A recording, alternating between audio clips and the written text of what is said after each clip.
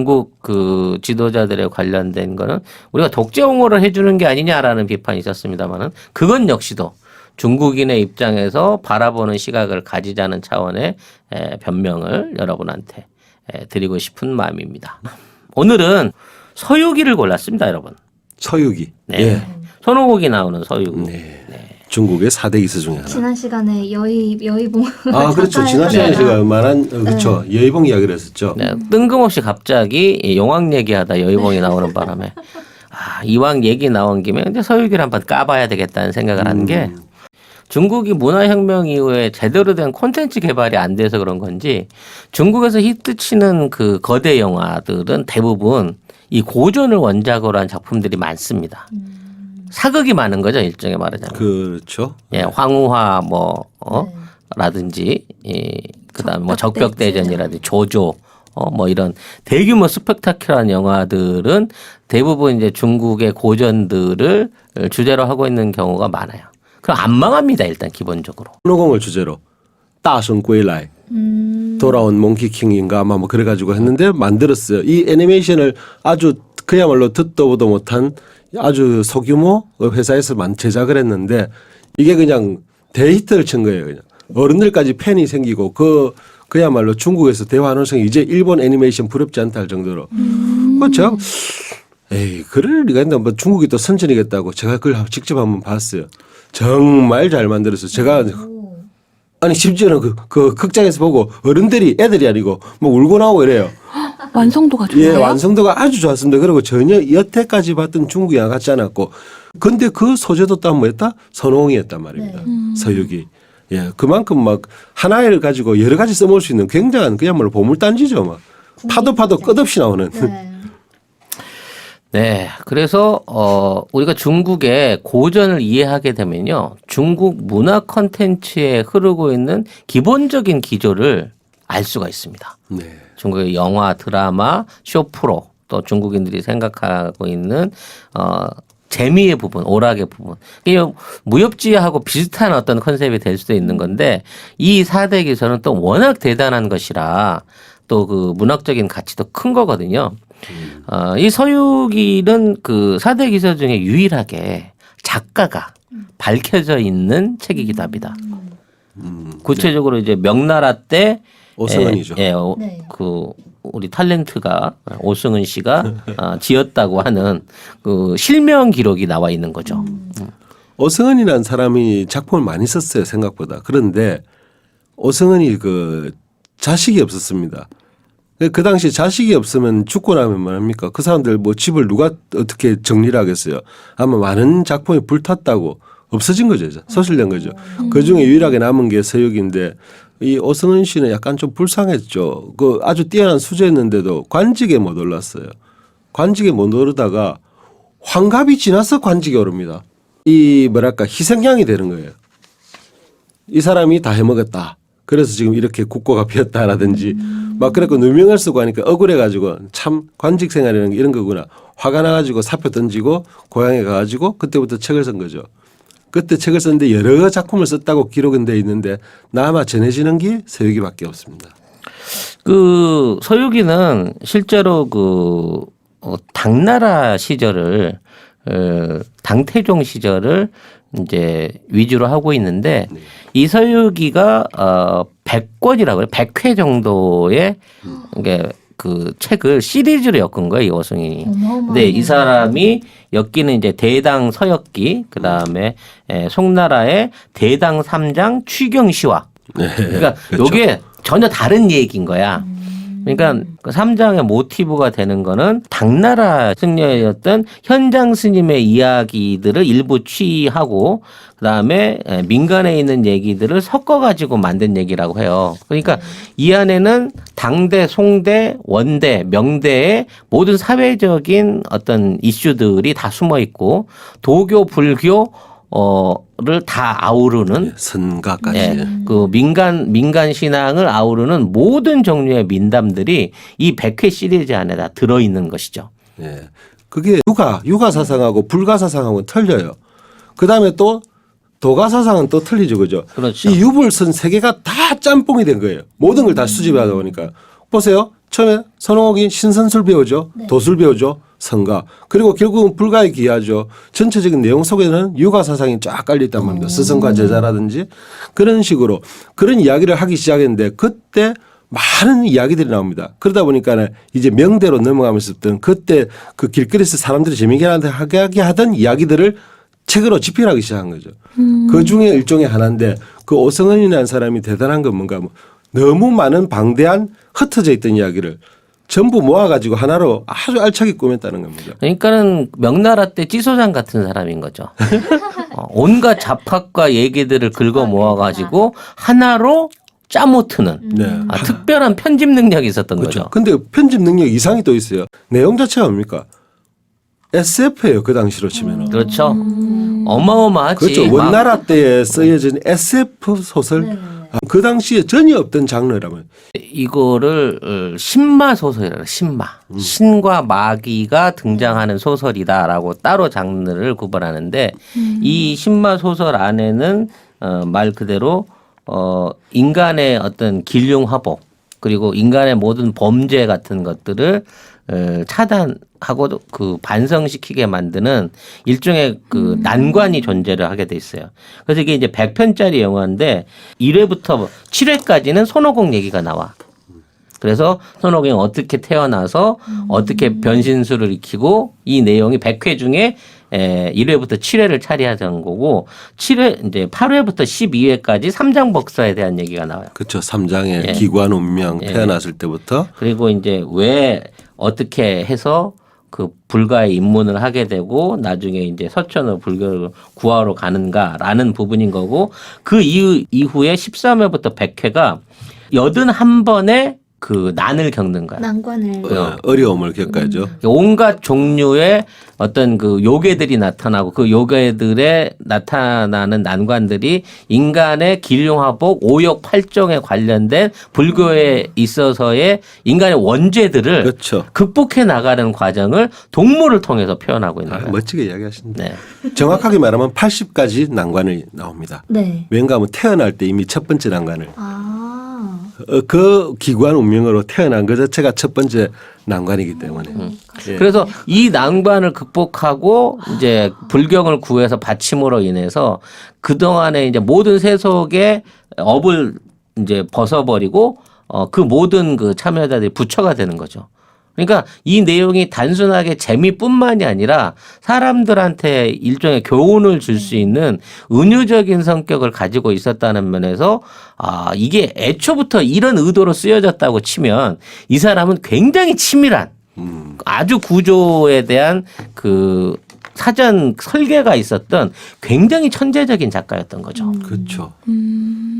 그래서 이 소설은 고려 말에 이제 국내에 유입이 돼가지고 국내에 이제 그 조선시대 허균이나 홍만정 뭐 이규경 같은 그 민간 문학을 했던 허균은 대표적으로 홍길동전의 모티브가 사실은 손오공이었으니까 홍길동의 활약 자체가 그래서 그리고 그 이상 세계를 현실로 만들어내는 계도하는 자체가 여기서 이제 영향을 받은 거거든요. 홍길동도 도수를 쓰잖아요. 네. 그리고 바로 그게 그런 손오공에서. 그리고 홍길동의 아류로 볼 수 있는 사람이 아류가 아니지 먼저 나왔다고 볼 수 있나요? 전우치인 거고. 그렇죠. 전우치죠. 네. 그래서 사실은 전우치는 서유기의 한국 번역판으로 봐야 될 만큼 그 모티브가 많이 닮아 있어요. 아, 한국판 서유기예요? 예. 근데 상당히 한국화됐죠. 한국화는 됐는데 두 개다가 뭐랄까 공통적인 이상적인 유토피아를 꿈꿨던 거 서유기 때문에 시작이 된 분명히 불을 붙인 범인은 맞습니다. 그래서 요런 이제 세계관들을 이해하다 보면 아까 얘기한 81개 난관, 81개 난관이 중국에서 만들어진 어떤 그 새로운 세계관에 대한 얘기로 굉장히 중요한 의미를 가져요. 시작 전에 너무 이제 많은 얘기들 하고 있는데 지금부터는 광고 타임입니다, 여러분. 이거죠. 화이 스마트워치. 이어폰으로 쓸 수 있습니다. 전화도 되고 음악도 들을 수 있는데 굉장히 음질이 깨끗하고요. 폰하고 150m 떨어져도 정상적으로 유지가 되는. 요렇게 옆을 뚝 누르니까 요게 이렇게 뿅 하고 빠지거든요. 그러니까 요게 지금 이어폰인 거예요. 요 부분을 귀에 이렇게 꽂으시면 되는 거고, 이걸 빼가지고 요 부분으로 이렇게 딱 넣으시면은 다시 딱 여기 피부에 네. 정확하게 이렇게 곡선으로 돼가지고 딱 달라붙어요. 생활방수도 가능하고요. 제가 그 몸이 안 좋아서 심장박동을 항상 체크를 하거든요. 고혈압, 당뇨, 운동 칼로리 스텝도 있지만 동맥 안에서 산소 포화도 측정이 가능합니다. 신부전이나 코로나 같은 걸로 인해서 호흡이 부족해지는 상황에서 내 몸에 있는 여러 가지 바란스를 체크할 수 있는 기능이 있다는 거죠. 이 정도 성능 되는 이어폰 하더라도 20만 원은 그냥 기본으로 가거든요. 사장님이 광고주님이신 아닙니다. 건가요? 아니요. 제가 광고주. 아니요. 송 작가님이 광고주예요. 제가 야매로 들여온 거 아니고요. 정식 하웨이 코리아에서 수입한 정품이고 AS도 전부 화웨이에서 맡아서 하는 겁니다. 삼성, 애플과 함께 세계 3대 스마트폰 메이커고요. 이거 충전해서 쓰는 거 맞아요. 10분 충전으로 4시간 통화 가능해요. 스포츠 밴드는 19만 8천 원, 가죽 밴드는 비싸 24만 2천 원. 앞으로 이 스마트 밴드를 구입하시면 모모토몰에서 이거를 원 플러스 대박. 드립니다. 네. 차량 충전기를 같이 보낸 거야. 5만 3천 원짜리 모델 네. 이 두 종입니다. 색상 다 랜덤으로 가는데요. 이 정도 되면 10% 내드리던 그 파켓몰에서 혜택보다 훨씬 큰 혜택입니다. 모모토 몰에서 화웨이 스마트워치를 검색하시면 되는데 전 세계 최저가입니다. 저희가 파는 게. 모모토 몰에서 성공하기 위해서 제가 이것까지 받아냈습니다, 여러분. 네. 아, 진짜. 이러면 진짜 사주실 거죠? 이건- 네. 구매하세요. 네. 구매해 주시고 인증샷 올리면 송 작가의 선물 화장품 3종 세트 갑니다, 여러분. 예, 무슨 얘기냐면 이들이 겪는 환란은 인간이 겪는 지옥하고 비슷해요. 근데 그 지옥이라고 하는 게 인도에서 불교를 통해 갖고 건너져 들어올 때까지만 하더라도 이게 단계가 없어. 지옥에 가면 이 수많은 형벌과 죄악들이 다 한꺼번에 모여 있었는데 이게 중국으로 넘어오게 되면서 이게 중국의 그 태산에서 발생한 산중 문화하고 엮여지게 되면서 층이 생겨요. 예. 그래서 9층 9, 9980. 9981로 나눠지게 되는 거죠.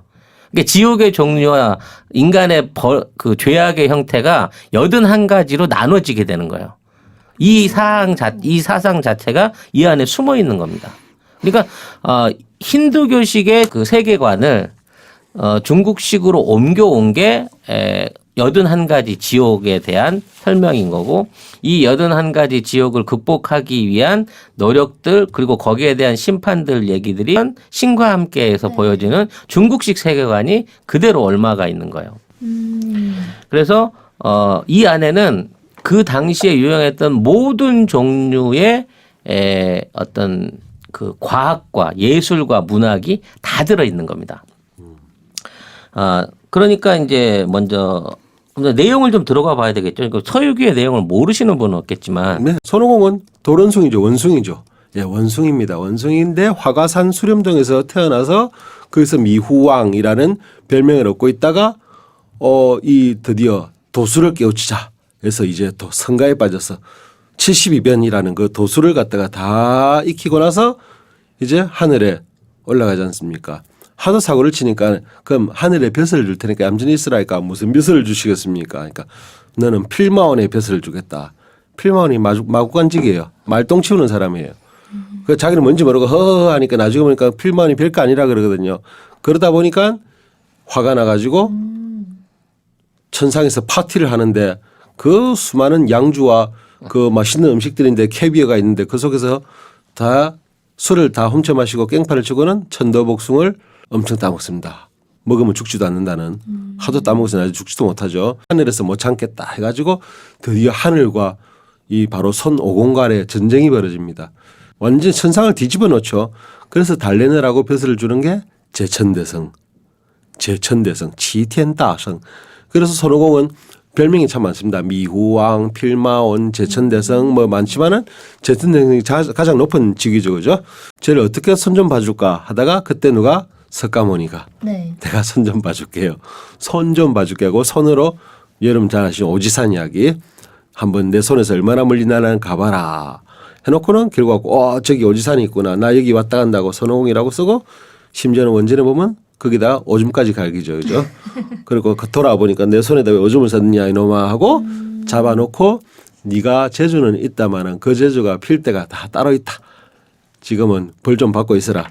반성하고 있다가 그때 되면 그걸 갚도록 해주마. 우리 말로 까르마라고 하는 업을 갚도록 해주마. 해가지고 나중에 3장의 부하가 아니고 제자로 들어가게 되죠. 그 세 명의 제자 이름도 사람들이 잘 몰라요. 제자를 붙이는데 제자를 전부 이름을 같이 지어줍니다. 오자 돌림으로. 네. 깨달을 오. 너는 좀 깨달아라. 너는 성이 뭐냐? 나 손씨요. 그럼 너는 오자 돌림을 해갖고 너는 공적시색이요. 모든 것은 허무한 것이니라. 손오공이라 하여라. 두 번째 제자는 옵니다. 너는 성이 뭐냐니까 접니다. 네. 아 젖이냐? 너도 오자를 깨달아라. 너는 일 잘하게 생겼다. 너는 저오능이라 하여라. 저오능. 네.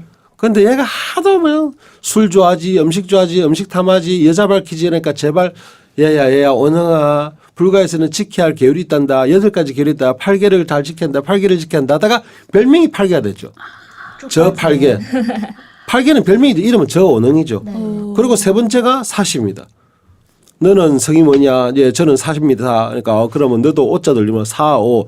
너는 정갈이하야. 사오정이라 하여라. 해서 손오공, 저오능, 사오정이 세 제자입니다. 엄밀히 말 하나 더 있죠. 말도 사실은 용왕이 용왕태자예요. 예. 그래서 저 사고를 쳐가지고 그 뭐랄까 네가 그러면 부끄러우냐 그러니까 벌 좀 받아라. 벌 네가 그 용서를 받을 기회를 주겠다 해갖고 말로 변신해가지고 용이죠 원래. 그래 저 마지막 용으로 돌아갑니다만은 한 명의 스승과 3명의 제자 그리고 네. 말 한 마리 일단 말이라 합시다. 그들이 겪는 80가지의 그 고난 역경 이야기 이야기마다 다 유명한 이야기가 있죠. 그 이야기를 하나씩 다 해야 되는데 그랬다가는 진짜 우리 오늘 세기편은 날 새야 되는군요. 예, 안 되죠. 그래서 이제 이 안에 이제 또 손오공의 어떤 재미있는 고사들을 보면 손오공이 72반에 둔갑술을 익혔다 그래요. 그렇죠. 이 72라는 숫자가 또 중요한 거야. 72반이 인간이 가질 수 있는 여러 가지 재능들의 총 합체가 72반이 돼요. 왜요? 왜 72가 된 거예요? 그러니까 그 문학부터 시작을 해가지고 뭐 여러 가지 그 당시에 그 배울 수 있어요. 재주들의 모든 가지수를 다 합치면 72반을 하면 모든 것들을 다 끝내버리는 거야. 깨우쳤다. 그러니까 모든 부분 안에서 모든 지식과 사물에 대한 이치를 깨달았다는 거죠. 그러니까 굉장히 똑똑하고 교만할 수 있는 상을 원숭이를 통해서 보여주는 거예요. 근데 난 너무 재밌는 게 근두운이라는 네. 이걸 타고 세상의 끝을 갈 수 있다고 큰 소리를 치는 게 손오공이잖아. 네. 그래서 근두운을 타고 한 번 제주를 넘으면 10만 8천 리를 간다는 거야. 네. 근데 이 10만 8천 리가 굉장히 사실은 심오한 의미가 있어요. 그래요? 예.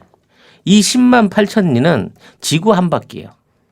아. 이 10만 8천 리를 숫자적으로 계산하면 4만 6천 킬로 정도가 되는 건데 실제 지구의 측정한 실측이 이 4만 100킬로 정도 돼요. 그 로마 시대 수학자가 우물의 그 그림자를 보고 지구의 둘레를 계산해낸 수학식이 있는데 그게 4만 3천인 거예요. 그러니까 지구의 전체적인 둘레 이 한 개 그러니까 우리가 갈 수 있는 가장 먼 거리가 10만 8천리다라고 하는 과학적이고 철학적인 한계치가 그 안에 숨어 있는 거죠. 원나라 때 그런 걸 받겠다는 건 대단하죠, 그죠? 네네. 네. 지금부터는 광고 타임입니다, 여러분. 와이셔츠 광고입니다. 지금 이정일 PD하고 제가 입고 있는 이렇게 뽑으면 뽑아집니다. 타일을 고정시키는 이 플라스틱 안에 기존에 있는 타일을 감은 겁니다. 타일을 매주는 브릿지인 거죠. 블루하고 화이트는 기본적으로 다 가지고 계셔야 되는 색깔이어서 근데 저는 이 블루 색깔이 되게 잘 뽑았다라고 생각하는 게 흰색 원사가 약간 섞여 있는 블루예요. 그러니까 약간 세련된 블루. 이런 식으로 생긴 플라스틱 케이스가 있고요. 그 바느질돼서. 바느질에서 붙일 수 있는 이 용품을 따로 팔아요. 그러니까 사시는 분은 35,000원짜리 사시게 되면 기본적으로 이게 붙어가지고 나옵니다. 안쪽으로 이렇게 쭉 들어갈 수도 있고 빼면은 빼도 이게 조절이 가능해요. 이게 맨 위에 단추 안 잠갔거든요. 네. 그냥 이렇게만 탁 끼워 놓고 목을 조여주거나 답답하거나 전혀. 그런 느낌이 없는 35,000원에 송작가 TV 보고 구매했다고 메모를 남기시는 분한테 사은품으로 제가 넥타이를 뺏어낸 거예요. 그 인증하시면 제가 화장품 10만 원짜리 보내드리잖아요. 야 정말 송작가 TV는 여러분들의 사랑을 안 받을래 안 받을 수가 없어.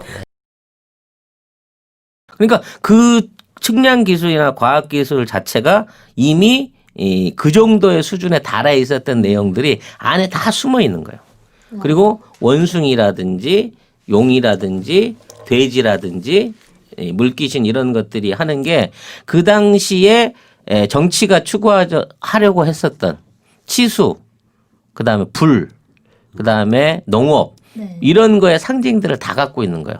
그러니까 회화들을 보게 되면 여의봉은 어디서 갖고 왔다 그랬어요? 영국에서 가져왔죠. 영국에서 갖고 예. 온 거잖아. 저팔계가 들고 다니는 건 뭐예요? 삼지창. 예. 사실은 삼지창이 아니라 이거 그게 이제 요거는 쇠스랑이지. 그 끓이라고 하는 건데요. 예. 그러니까 우리 삼지창은 차라고 하는 거고 포크 같이 생긴 거고, 예, 이거는 좀 농기구에서 가나 약간 끌같이 그렇죠. 생긴 거, 예, 그렇죠. 그 풀 같은 걸 떠서 옮기는 일종의 그 농기구인 거예요. 그러니까 농사를 짓던 놈인 거지. 저빨개는 따지고 보면. 그리고 물귀신이 사오정 같은 경우에는 그 어업을 하던 친구인 거야.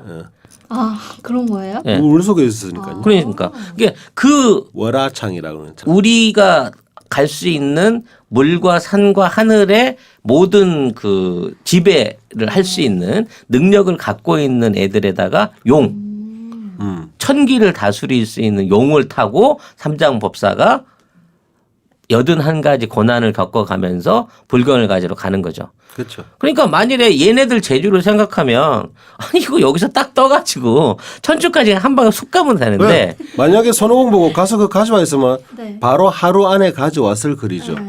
그런데 그 고난을 겪지 않으면 안 된다는 그 바로 그겁니다. 인간 세상 똑같은 자기의 어떤 작가의 약간 그런 생각도 들어있는 것 같죠. 아무튼 중요한 건 이렇게 해서 이제 그 법사를 모시고 가는 81번의 고난들이 이 매번 다른 지역, 다른 환경, 다른 문화를 보여줘요. 그렇죠. 그러니까 서한 정도에서 출발했을 걸로 추정이 되는데 타클라오마칸 사막을 건너서 인도의 천축국까지를 가는 긴 여정 안에 그 안에 새로운 민족, 새로운 부족, 새로운 풍습에 관한 얘기들을 기행문에 가까운 형태로 막 쓸어내는 거예요. 그렇죠. 여러 나라가 또 나오죠. 희한한 나라도 나와요. 그리고 그 희한한 풍습과 거기에 맞춰진 여러 가지 내용들을 소개하면서 거기에 대한 상식을 또다시 그 당시 사람들한테 알려주는 거죠. 아, 천축국 어디 가면 뭐 사위를 이런 식으로 맞는 결혼 풍습이 있고 이런 복색을 입고 이런 거를 먹는 사람들이 있으며 또 거기서는 불교를 어떻게 받아들이고 뭐 그 선악에 대한 평가 같은 뭐 이런 내용들이 계속 지속적으로 나오다 보면 과연 이렇게 다양한 소스들을 어디서 얻었을까 작가는 그리고 이것들을 시리즈로 계속 펴낼 수 있게끔 지원을 했던 그 배경은 무엇일까 이것도 참 신기하고 재미있는 부분이라는 거죠. 맞아요. 결국에 이제 이 고난들을 다 이겨내고 나서 이제 이 모든 것들을 해결하는 과정들이 이루어지고 나면 모두 이제 본래 자기의 그 원래적인 모습으로 돌아가거든요. 네, 원래 모습으로. 예. 그래서 결국 이제 무위자연의 형태로 해서 이 얘기가 끝나고 나는데 문제는 이렇게 끝난 원전들이 만들어져 있었고 이 부분에 대한 내용들이 끊임없이 새로운 얘기들을 만들어내면서 그 이후의 문학 세계나 콘텐츠들에 자꾸 재활용이 되는 거예요. 맞아요. 3차 어떤 뭐랄까 창작을 만들어내는 거죠. 그 지금 서유기만 가지고도 드라마, 영화, 뭐 애니메이션, 뭐 소설, 만화, 심지어는 한국에 무슨 뭐 옛날에 뭐죠? 무슨 뭐예요 이거 무슨 보드? 나라라 슈퍼보드. 아, 예, 그것도 다 어쩌기 서역에서 온 거 이야기 아니잖아요, 그죠? 심지어는 뭐 일본 만화 그 드래곤볼도 일단 모티브를 가져왔단 말입니다. 그런 3차적인 창작을 엄청 한 그런 어떤 소설이 되는 거죠. 지나가면서 고난을 80가지의 고난이 나오는데 그 중에 한 가지 얘기하면 가지고도 이미 영화 하나 만들 수 있는 거예요. 중국의 경극을 보면은 서유기라는 경극이 서유기라는 이름 없죠. 서유기의 어느 대목. 서유기의 어느 대목. 그거 하나만 가지고 3시간 할 수 있으니까. 에피소드 하나. 그렇죠. 예. 백골타정 뭐 이런 이야기 하나만 가지고도 하고 뭐 치텐다성 나오天宫 천궁에서 사고치기 그것만 하나 가지고도 이미 3시간 가량 되는 경극이 한 편이 나온단 말입니다. 그러니까 서유기 전체를 영화 한 편으로 만든 거는 있을 수가 없는 거죠. 이거는 너무 많으니까 하다못해 뭐 그중에서 요번에 들렀던 곳을 한 군데를 가지고 이야기를 만들 수 있겠죠. 예를 들어 뭐 서량예국을 갔다. 여긴 여자만 산다. 남자가 없다. 얘는 어떻게 나? 저 샘물을 마시면 임신이 된다. 뭐 그런 나라가 지나갑니다만은 그거 하나만 가지고 이야기를 하나 낼 수 있겠죠. 안 그러면 화염산. 왜 불이 나서 못 넘어가겠네. 파초선이 있으면 된다. 파초선은 누가 가지고 있나? 나찰리가 가지고 있다. 나찰리 남편은 또 하필이면 우마항이다. 뭐 얽히고 설킨 이야기 다 하려면 그거 하나만 해도 몇 편을 만들어야 되니까. 우리가 뭐 적벽대전편 하나 만들듯이 영화를 하나로 만들 수 없거든요. 그래서 서유기는 주로 나오면 주로 뭐가 나오죠? 드라마가 나온 거예요. 50부작 뭐 이런 드라마가. 장편 드라마. 하지만 그것도 그 이야기 전체를 다 담지는 못한다고 하거든요. 방대합니다. 그만큼. 그래서 중국의 진출, 그러니까 중국에 자체적으로 만들어지는 콘텐츠에 서유기는 어마어마하게 많이 등장하기도 하지만 이 콘텐츠를 받아가서 세계화시켜서 성공시킨 작품들도 많아요. 가장 대표적인 게 드라곤볼 같은 거. 일본의 애니메이션 드라곤볼 같은 경우에는 그 드라곤볼 자체로도 엄청난 흥행을 했지만 그 드라곤볼을 미국에서 영화를 만들어 가지고 그렇죠. 미국에서 영화도 만들었죠. 역수출을 해서 들여보내기도 했었죠. 그렇죠. 네, 그거 나오잖아요. 예. 네. 그리고 지금도 그 비슷한 시리즈들이 나오고 있고 지금 중국에서의 컨텐츠의 한계는 서유기의 그 컨텐츠들을 그대로 재현해내거나 일부만 바리에이션 해내는 거예요. 그러니까 최근에 이제 월광보합 같은 경우에는 시간 여행이라고 하는 그래서 남녀의 사랑이라든지 잘못된 의원 관계를 풀어내는 뭐 중국식의 방식으로 이걸 재활용하고 있는 거지만 그거를 떠나서라도 대부분의 어떤 원작 소설들이 똑같은 내용을 주인공이나 배경만 바꿔갖고 계속 똑같이 재탕을 해나가고 있거든. 그러다 보니까 조금씩 입맛이 떨어지고 있는 상황이었는데 이제 드라곤볼이나 한국식의 화유기 같은 어떤 각색과 능력이 보태진다고 하면 전혀 다른 방식으로의 캐릭터 활용, 문화 콘텐츠 활용이 가능하지 않을까라는 생각을 하게 만드는 그런 어떤 바리에이션 작업들이 이루어지고 있다는 거죠. 아무튼 이제 중국 안에서의 그 서유기 시리즈도 있어요. 2011년도에 60부작으로 만들어진 서유기도 있는데 대작인데요. 네. 이런 그 서유기 같은 경우에도 중국 안에서 큰 히트를 쳤거든요. 근데 요거는 그 현대물로 각색을 한 서유기예요. 아, 현대물로. 네. 예, 그러고 보면 중국 안에서도 이 고전을 재활용하는 어떤 컨텐츠 사업들 자체가 어느 정도 자리를 잡아가고 시도가 되고 있지 않느냐는데 그 세련미라든지 극적인 재미적인 구성에 있어서는 아직도 디테일은 좀 모자라다 하는 부분이 좀 아쉬운 거죠. 지금부터는 광고 타임입니다, 여러분. 퓨어 부스터. 사실 제가 자동차 매니아잖아요. 이 앰퓨어 부스터를 좀 적극적으로 밀고 싶어요. 요거 두 개를 이제 한 세트로 해서 배송을 해드리는데 이거 써보신 분들은 아시겠지만 실제 이게 노후된 차들 15만 킬로 이상 된 휘발유차나 경유차들 같은 경우에는 출력이라든지 연비 개선되는 게 바로 보여. 엔진 소리 자체가 변한다니까. 이런 대단한 효과를 가진 제품을 제가 선전하시는 게 저는 너무 좋아요. 이 앰퓨어 부스터를 넣었다가 자동차가 이렇게 망가지게 되면 배상물 보험이 들어있어요. 제가 방송에서 3억이라고 얘기해. 실제는 1억인데. 그래가지고 또 잘못했네. 송 작가 덕분에 배상물 보험 가액이 3억까지 올랐습니다, 여러분. 이 보험은 15년 동안 아직까지 한 번도 타간 사람이 없다니까. LPG 차는 안 되잖아요. 그렇죠. 전기차 수소차는 안 됩니다. 요거 한 개를 연료 한 번 넣을 때 넣으시고요. 2회차 정도 연속으로 넣으시면 한 3, 4천 킬로 한 달 정도 타시는 데는 연비 개선 효과를 보실 수가 있습니다. 새 차도 넣어도 되나요? 예. 당연히 넣어도 돼. 직수입한 모리스 라고 하는 미국 정품이고요. 자동차 선진국인 미국이나 호주, 영국 등에서 인정을 받고 사용되고 있다는 면에서 더욱 믿으셔도 된다는 말씀드리고요. 중소기업 하나를 살려서 키워내고 싶다라고 하는 생각이 들 만큼 좋은 제품으로 강추를 드리도록 하겠습니다. 네이버에서 산수몰 검색을 하시거나 02-931-2820으로 연락을 주시면 된다고 합니다. 근데 사실 어찌 보면 그런 것도 있어요. 보면 우리가 알고 있는 고전 중에서 수호전이나 삼국지연이 뭐 건병매 그런 홍루몬까지 포함을 했을 때 그런 것보다는 어찌 말하면 영화나 드라마 하기 사실 제일 힘들잖아요. SF니까. 예? 다른 거는 전쟁을 하겠죠. 말 타고 싸움을 하겠죠. 안 그러면 뭐 둘이서 뭐 칼 싸움을 하거나. 근데 이건 뭐 구름 타고 일단 날아가야 돼요. 그죠? 아무래도 그 어떤 그런 면에 있어서 옛날에 그 실사화되기는 상당히 힘들지 않았겠느냐.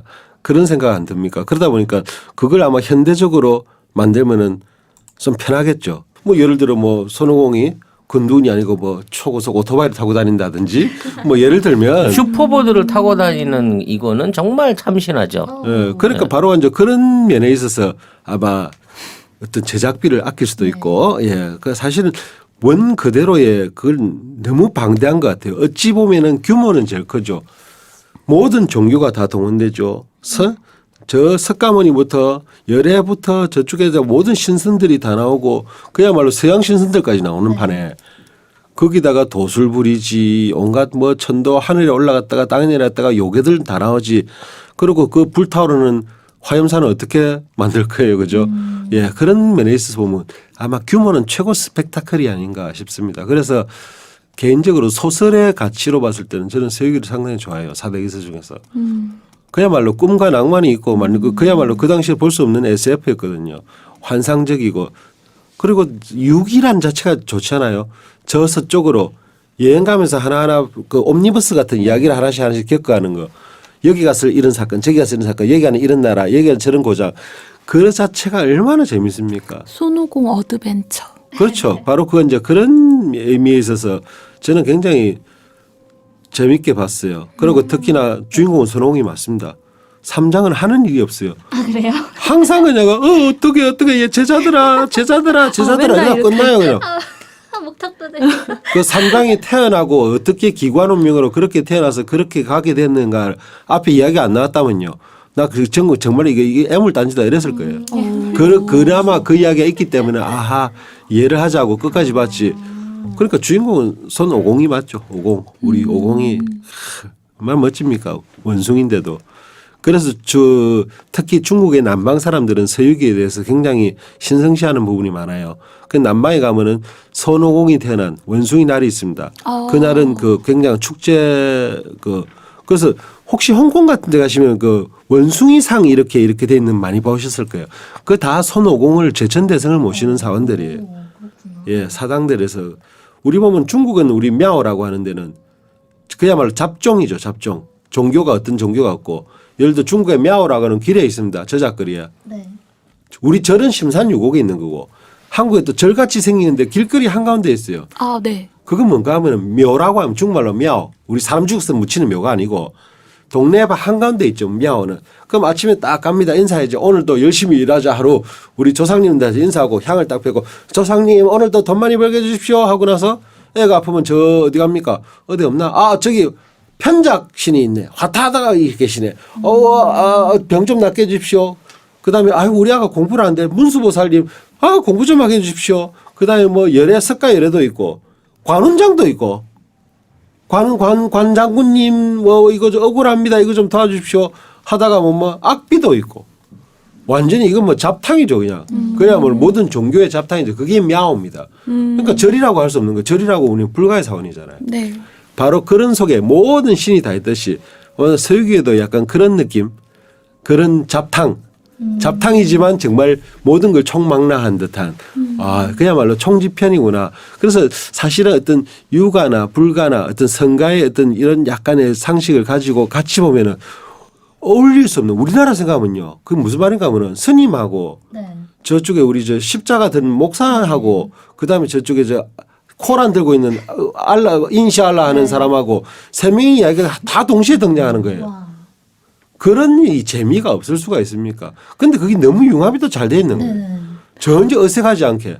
그 시절에 그렇게 예. 어우러질 수 있다는 게 되게 신기하네요. 예, 마치 그 세 사람이 모여갖고 짤짤이 하는 것처럼 어울린단 말이에요. 웃기는.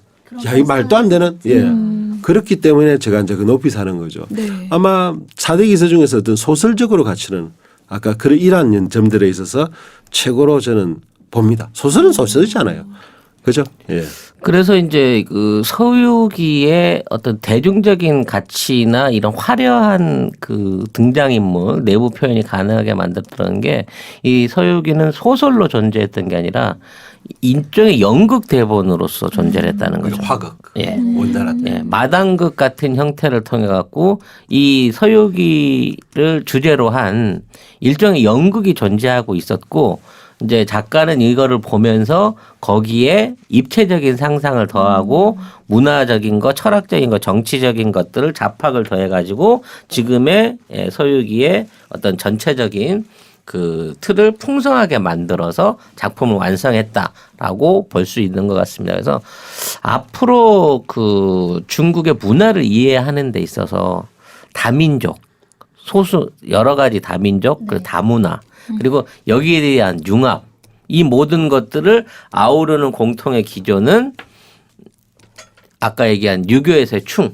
왜냐하면 왕을 위해서 왕에게 천축의 불경을 갖다 바치기 위한 고난인 거고 고난에 있어서도 고난을 통해서 사람은 성숙하고 그걸 극복함으로 인해서 뭔가를 이루어낼 수 있다라는 부분에 대한 부분을 강조를 했고 손오공이 온갖 모든 재주를 다 갖추고 있고 또 뭐 온갖 법력과 기능을 갖춘 존재임에도 불구하고 불가의 법 그러니까 불법이라고 하는 큰 법 앞에서는 또 무력하더라라고 하는 그 어떤 불교의적인 사상적인 체계도 갖고 있는 것이고 이 모든 것들이 그 당시에 명나라가 시도하고자 했던 충의의 정신 나중에 이제 그 성리학으로 대변될 수 있는 이런 부분 안에서의 것들을 대중적으로 교육하기 위한 이런 일종의 어떤 계도 소설이 아니었나라는 생각이 들어요.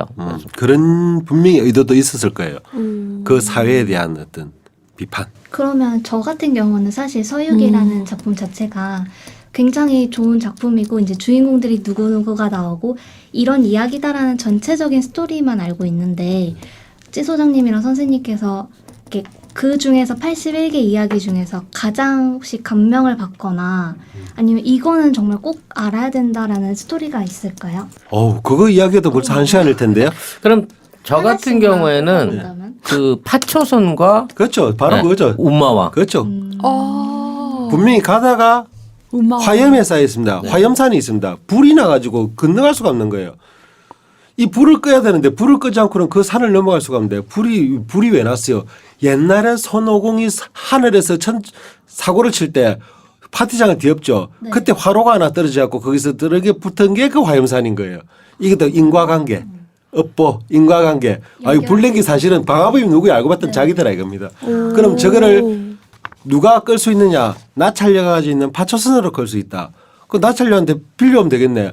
나찰녀의 남편은 누구냐? 우마왕이다. 그게 왜? 우마왕의 아들이 나타가 뭔가 하면 손오공이 엄청 혼을 내줬거든요. 네. 그러고 나서는 이게 뭔가 하면 나중에 저 불가로 적게 기대는데 그것도 모르고 어쨌든 간에 우리 아들 복수를 해야겠다고 벼르고 있는데 부채 좀 빌려줄래 하고 찾아왔단 말입니다. 그 복잡한 인간관계 한 가지 이야기만 봤어도 이렇게 복잡한데 앞에 계속 이야기가 복선의 연장이에요. 그러니까 이거는 중간에 한 대만 읽으면 모르겠구나. 앞에서 쭉 읽다 보면 여기 이야기가 이게 이렇게 되었구나 이렇게 되었구나 그런 것까지 마지막 장면까지 나옵니다. 불경을 그냥 안 주거든요. 선물을 줘야지. 공짜가 어디 있어 세상에. 네. 소생 돈이 어디 있습니까?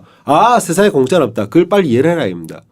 내가 떠날 때 우리 당태종께서 나에게 술을 한 잔 권하면서 그 잔이 있는데 이 잔이라도 그거면 됐다 그냥.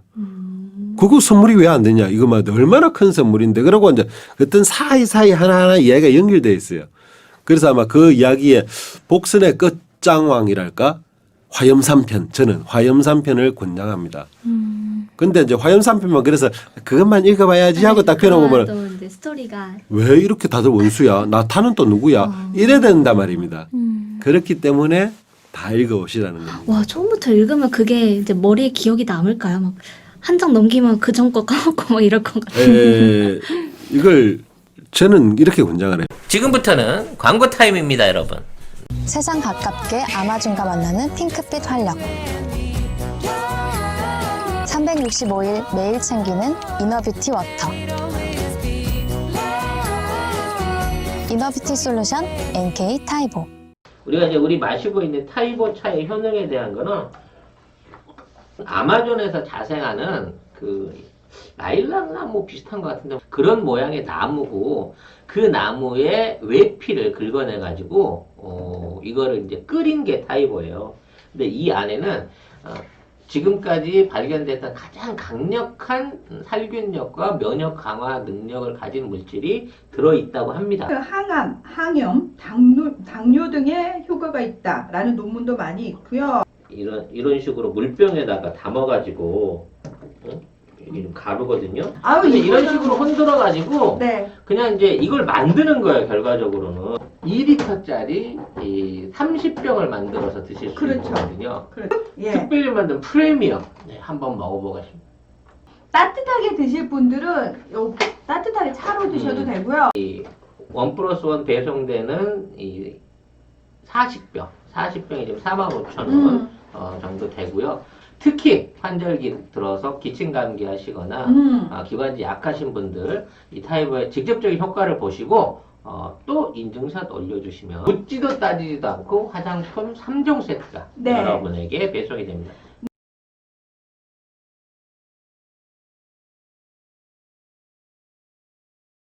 이렇게 권장을 해요. 이야기를 하면서 소설을 어떻게 읽으시는지 이런 이야기는 자기가 막 상상을 하면서 그 속에서 머릿속에서 뭔가 하면 그야말로 나 혼자 머릿속에서는 다른 와이드 스크린으로 비디오를 찍어야 됩니다. 그림을 막 그려야 되는. 항상 그 속에 빠지듯이 마치 환상에 빠지듯이 한번 읽어보세요. 그럼 정말 롤러코스터보다 재밌어요. 예. 아무튼 그 극 중에서 가장 제압하지 못하는 강력한 라이벌이 이 우마왕이에요. 네. 우마왕 자체의 캐릭터는 고대 그리스의 켄타우로스를 그 빌려온 것 같은 어떤 그 맞아. 약간 그런 외형이 느낌. 있고, 예, 그 화산이라고 하는 어떤 소재를 받아온 것도 그쪽에 당시 이탈리아 이쪽에서 화산 분화가 격렬했었고, 그런 이제 폼페이 같은 그 화산에 의한 큰 피해가 있었던 걸 알기 때문에 그쪽 지역이 그 일종의 소재가 된 것 같아요. 왜냐하면 그 당시에 중국과 인도 사이를 가는 과정에 화산이 있을 만한 지역은 없거든. 근데 그런 부분이 이제 드러나 있는 게 있고요. 아까 얘기한 이 마왕네 집안하고 가족 관계 이런 것들이 일단 아까 이제 불을 낸 것도 손오공이었지만 그 불을 낸 거를 본인은 모르고 있었고 그 불이 떨어짐으로 인해 가지고 그 손오공을 존경하고 그거를 숭상했던 사람이 홍해아라고 하는 그 아들이었던 거죠. 그 홍해야. 네. 내가 자꾸 나타하고 헷갈리는 홍해야입니다. 죄송합니다. 홍해야. 그래서 이제 사실 얘네들은 동문이에요. 무슨 얘기냐면 손오공이 도수를 배웠던 우리가 말하는 수보리 조사라고 하는 사람이 손오공 이외에도 여러 사람의 제자를 키워나는데 그 중에 하나가 첫째가 우머왕이고 그 다음에 그 부인이 나찰려도 다 거기서 도수를 배운 같은 동문이었던 거죠. 사형들이죠. 사형제였던 거죠.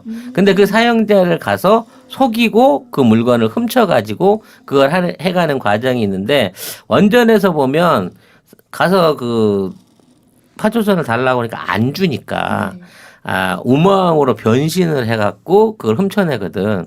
그러니까 일종의 말하자면 그 변신술을 통해 갖고 간음을 한 거야.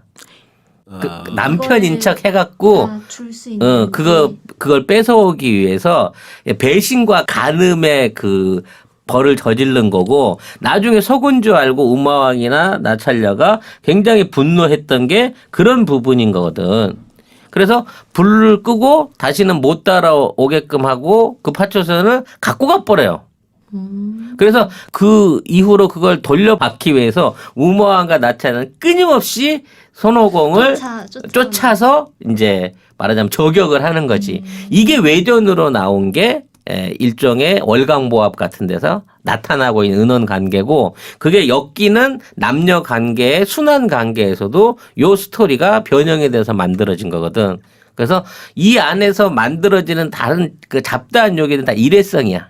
한 방에 두드려 맞고 그냥 죽거나 체포되거나 녹아버리거나 녹여서 술 만들어 먹어버리거나 막 이런 식으로 가지만 이 우마왕과 나찰려의 이 관계는 이야기는 계속 이제 연결이 돼요. 외전으로도 계속해서 발전하고 만들어지고 그 비슷한 속편들이 남아 있는 약간 거죠. 조연 같은 네, 느낌이네요. 예. 계속해서 친구처럼 따라오는. 지금 우리 저 북풍이 불고 동남풍이 불고 하는 것도 나찰려가 다 지금 부채로 조절하는 거라고 하잖아요. 네? 마지막에 어. 나찰려가 우리 바로 이 우리 인간 세상의 바람을 조절하고 있습니다. 그건 파초선으로. 결국에는 그럼 뺏은 거예요? 결국은 저 나찰려한테 돌아가긴 돌아갑니다. 예. 이야기가 복잡해요. 너무 많아요. 다 끝나고 나서 여의봉이고 근두운이고 다 이제 자기주인 찾아서 반납돼서 돌아가는 과정이 이제 정리하는 과정 중에 나오긴 하는데, 하여튼 이 모든 기보들이나 이것들을 싸우고 또 거기에 이제 지난 시간에 선생님이 말했던 보신 문화 같은 게 있는 거예요. 보신이요? 예, 삼장의 피를 삼장은 먹으면 불사한다. 우성이란 말이에요. 요괴들이 이 삼장의 요 고기를 먹으면은 이 뭐야 장생불로한다. 사실은 삼장이 끊임없는 위기를 맞는 이유가 덕력이 높은 스님을 먹으면 불로장생한다라는 얘기가 있는데, 민간에 실제로 그런 설화가 있었던 것 같아요, 당시에는. 예. 그래서 진짜 스님을 잡아먹거나 스님한테 그 식육하는 문화가 있었던 것 같고, 또 대부분의 요괴들이 짐승인데 그 요괴들의 대부분이 나중에 손오공한테 다 잡아먹혀요. 그러니까 요런 내용들 자체가 식육 문화라는 얘기가 아니라 그 지역의 특성과 어떤 지역적 문화와 식문화, 그리고 걔들이 이제 다 요괴이긴 하지만 원래는 뭐 무슨 뭐 지역의 토끼거나 거북이거나 뭐 잉어이거나 뭐 이런 것들이 나타나거든. 그러니까 그거하고 관련된 음식 문화나 그 어떤 그 생활 문화 같은 것들도 그 안에 잔잔하게 다 녹아 있다는 거죠. 그러니까 이걸 볼 때 단순하게 행간으로 그냥 텍스트만 있는 게 아니라 이걸 그림으로 자기가 막 상황을 그리는 거야, 주변에서. 그러면 내용이 훨씬 더 풍족해지고 재밌어지는. 이 소장님 방금 이 식문화와 관련이 있다는 거, 요건 나도 써먹어야겠어요. 저도 방금 순간적으로 번쩍번쩍번쩍하네. 이해가 합니다. 오케이. 동감. 네, 그 안에 특산물로 결국은 그 지역의 특산물이 다 요괴가 된 거고. 맞아요. 진짜 맞아요. 충분히 가능성 있을 것 같아요. 가다 보니까 나중에 뭐 거북이고 하니까 잉어고 뭐 다 나오거든요. 결국은. 그러면 요괴들이. 대부분 손오공이 잡아먹어 버리죠. 그렇지. 술에다 녹여서 먹거나 뭐 이게 결국은 그런 것들을 어떻게 먹는지를 보여주는 거야. 장에다 절여서 먹어버리거나 막 그렇게 하거든. 그래서 어떻게 그런 거 다 알고 거기다 이렇게. 그렇죠. 그런 것들을 다 알고 맞춰서 끼워넣은 거죠. 그렇죠. 나중에 잡고 오니까 알고 봤더니 메기드다. 그리고 뭐 결혼 문화나 풍습 같은 것도 마지막에 이제 천축국에 다 도착을 하려고 했는데 그 마지막 그 관문에 있는 나라에 가갖고 거기에 가서 그 나라 공주랑 결혼을 해야 통과를 시켜준다 그래가지고 요괴가 공주로 변신한 거랑 삼장이 결혼을 해야 되는 뭐 그런 그 에피소드도 있는데 결국 그런 것들도 그 지역에서 그 나그네 문화, 그러니까 풍습. 외부에서 온 손님이 오면 일단 대리장가를 한번 보내서 씨를 받고 통과를 시키는 뭐 이런 류의 문화들을 또 자연스럽게 보여주고 있는 내용들인 거죠. 그래서 하여튼 이거는 중국의 다문화 국가로서의 장점과 화합을 한꺼번에 내놓는 일종의 문학계의 만왕전석이다 라고 말할 수 있는 거죠. 오, 진짜 좋은 표현이네요. 결론을 잘 내리셔. 문학계의 만한전석. 네. 그러니까 이제 여러분들이 앞으로 드라곤볼을 보시거나 화요기를 보시거나 원전 손오공을 보시거나 늘 보시더라도 그 안에서 이게 어떤 색깔일까, 어떤 중국적인 특색일까, 문화일까, 어느 지역일까라는 궁금증을 가지고 보시게 되면 훨씬 풍성하게 서유기를 느낄 수 있는 기회가 되지 않을까라는 생각을 해봅니다. 이야, 멋집니다. 멋진 결론. 그러고 보니까 오늘은 중국어를 못 배웠네요. 하나만 몇 개 오늘 여러분 좋아하는 욕 가르쳐 드릴게요. 쭈바지에가 저팔계예요. 네. 어이구야, 6자가 돼버렸는데. 거울을 중국말로 찡즈라 합니다. 네. 거울을 보다 할 때는 칸 안 써요. 네. 짜오라고 해요. 비춰보다. 그럼 쭈바지에 짜오 찡즈 무슨 말입니까? 저팔계가 거울 본단 말이죠. 쭈바지에 짜오 찡즈. 저팔계가 거울을 본다. 이거 무슨 말인가 하면 저팔계가 거울을 보니까 양면 무수는 양쪽이 다 사람이 아닌 거예요. 그냥 못 봐주겠거든. 그래서 뭔가 하면 원래는 이러지도 저러지도 못할 처지에 처했을 때 그래서 싹 돌아서가지고 쭈바지에 짜오 찡즈. 저팔계가 거울 보고 앉았네. 라고 하는 거는 상당히 고급스러운 우리 뭐랄까요. 매김이 되는 거죠. 예. 자, 한번 따라해보자. 저팔계 쭈바지에 쭈바지. 거울보다 짜오 찡즈. 짜오징. 강호동이가 신서유기를 하면서 스스로를 쭈빠지에라고 하고 다녔죠. 네.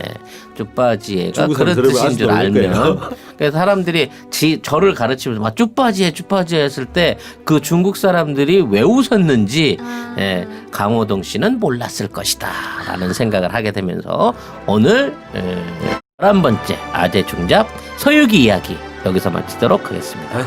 감사합니다. 감사합니다. 감사합니다.